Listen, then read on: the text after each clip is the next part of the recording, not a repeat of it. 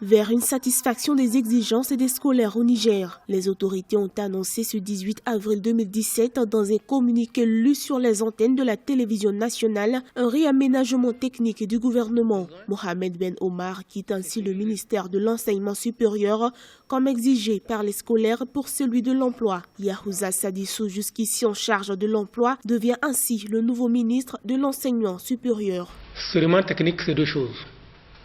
C'est d'abord le fruit d'un besoin, et un besoin au service d'un credo. Le besoin, c'est celui ressenti par le président de la République de ramener la sérénité dans le secteur de l'enseignement supérieur suite aux événements regrettables à tout point de vue du 10 avril 2017. Le retour de cette sérénité dans les relations entre les différents acteurs créera les bases qui sont de nature à favoriser la bonne marche de notre système universitaire. Après l'ouverture des campus universitaires de Niamey et de Maradi fermés lors des manifestations du 10 avril, les 4 étudiants incarcérés à la prison civile de Niamey ont été libérés ce 18 avril.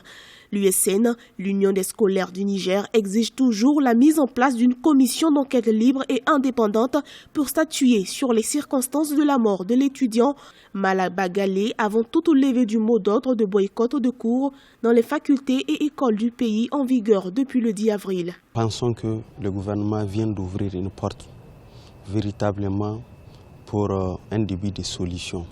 Pour nous, rien ne vaut la vie. La vie humaine est sacrée, comme l'a bien dit la Constitution.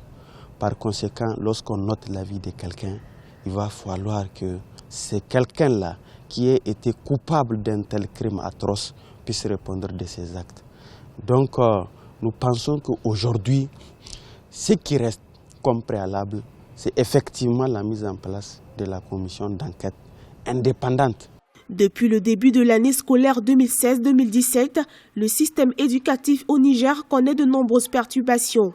Entre grève des enseignants et scolaires, l'école nigérienne se trouve prise en otage, une crise qui, selon des analystes, doit être vite résolue pour un système éducatif de qualité au Niger.